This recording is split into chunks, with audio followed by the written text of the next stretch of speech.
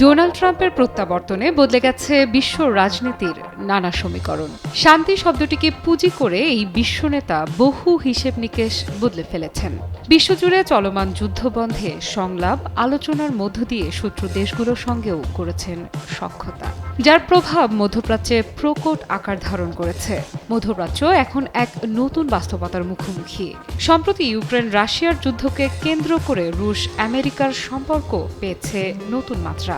যুক্তরাষ্ট্র রাশিয়াকে শত্রু হিসেবে না দেখে অংশীদার বা অন্তত নিরপেক্ষ শক্তি হিসেবে বিবেচনা করলে মধ্যপ্রাচ্য, বিশেষ করে ইরানের কি হবে সেক্ষেত্রে? ট্রাম্প সম্প্রতি বলেছেন তিনি রাশিয়ার সঙ্গে অবিশ্বাস্য সুযোগ খুঁজে দেখতে চান। এরপর আরও এক ধাপ এগিয়ে বলেন রাশিয়ার সঙ্গে সম্পর্ক সহজ ইউক্রেনের তুলনায়। যদিও যুক্তরাষ্ট্রই এতদিন ইউক্রেনকে অস্ত্র ও গোয়েন্দা তথ্য সরবরাহ করে আসছিল, হঠাৎ করেই মার্কিনীদের নীতির এই বৃহৎ পরিবর্তনের নেপথ্যের কারণ খুঁজছেন বিশেষজ্ঞরা। যুক্তরাষ্ট্রের কূটনীতিক ও বিশ্লেষকেরা এখনও এই পরিবর্তনকে পুরোপুরি বোঝার চেষ্টা করছেন। দ্বিতীয় বিশ্বযুদ্ধের পর থেকে মধ্যপ্রাচ্যে যুক্তরাষ্ট্রের নীতিতে রাশিয়াকে প্রতিপক্ষ হিসেবে ধরা হয়েছে, কিন্তু এখন ট্রাম্প প্রশাসন সেই দৃষ্টিভঙ্গি বদলাতে চাইছে। কিন্তু কেন? শুধুই শান্তি প্রতিষ্ঠাই এর পেছনের মূল কারণ, নাকি এতে লুকিয়ে আছে সুযোগ সন্ধানী মার্কিনীদের বৃহৎ কোনো পরিকল্পনা?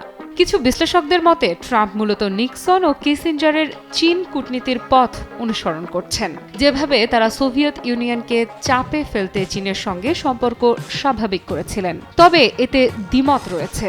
অনেক বিশেষজ্ঞরা মনে করছেন ট্রাম্পের পুতিনের প্রতি এই বন্ধুত্বের আহ্বান নিক্সনের চীন নীতির মতো নয়, বরং এটি মিশরের আনোয়ার সাদাতের জেরুজালেম সফরের মতো। এদিকে ট্রাম্প প্রশাসনের কয়েকজন উপদেষ্টা তুরস্ককে একটি প্রধান হুমকি হিসেবে দেখছেন। ট্রাম্পের সাবেক উপদেষ্টা স্টিভ ব্যানন সম্প্রতি বলেছেন এরদোগান বিশ্বের অন্যতম বিপজ্জনক নেতা এবং তিনি উসমানীয় সাম্রাজ্য পুনঃপ্রতিষ্ঠা করতে চান। ট্রাম্প নিজেও বলেছেন সিরিয়ায় আসাদ সরকার পতন আসলে তুরস্কের শত্রুতামূলক দখল ছাড়া কিছু নয়। এ বিষয়ে সাবেক মার্কিন রাষ্ট্রদূত রবার্ট ফোর্ড বলেছেন ট্রাম্প সিরিয়া থেকে সেনা প্রত্যাহার করতে চায়। আমার চিন্তাভাবনা বলছে সিরিয়ায় রাশিয়া ও ইসরায়েল একসঙ্গে কাজ করবে যাতে তুরস্কের প্রভাব কমানো যায়।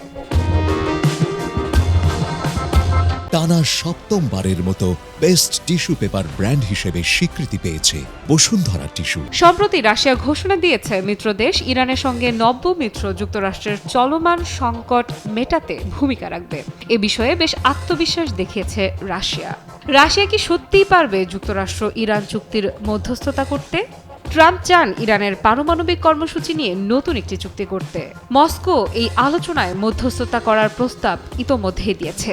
এ বিষয়ে ওয়াশিংটন ইনস্টিটিউটের গবেষক আন্না বলেছেন 2015 সালের চুক্তিতে রাশিয়ার মধ্যস্থতার জন্য ওবামা প্রশাসন অনেক ছাড় দিয়েছিল, যদিও এতে রাশিয়া মূলত ইরানের পক্ষেই কাজ করেছে।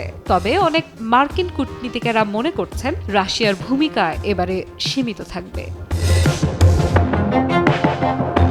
এ অবস্থায় যদি ইউক্রেন রাশিয়া যুদ্ধ শেষ হয় তবে উপসাগরীয় অঞ্চলে অর্থনৈতিক প্রতিযোগিতার ক্ষেত্র বদলে যাবে। মিত্রতার খাতিরে ট্রাম্প যদি রাশিয়ার ওপর থেকে নিষেধাজ্ঞা প্রত্যাহার করেন তাহলে উপসাগরীয় দেশগুলোর অর্থনীতিতে তা বড় প্রভাব ফেলবে।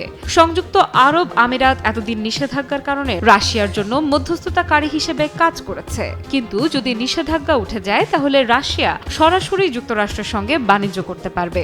এতে আমিরাতের মধ্যস্থতাকারীর ভূমিকা দুর্বল হয়ে পড়বে। তাছাড়া রাশিয়া উপসাগরীয় দেশগুলোর কাছে অস্ত্র বিক্রির চেষ্টাও করতে পারে। এদিকে ট্রাম্প বলেছেন রিয়াদ আগামী 4 বছরে যুক্তরাষ্ট্রে $1 ট্রিলিয়ন বিনিয়োগ করতে রাজি হয়েছে।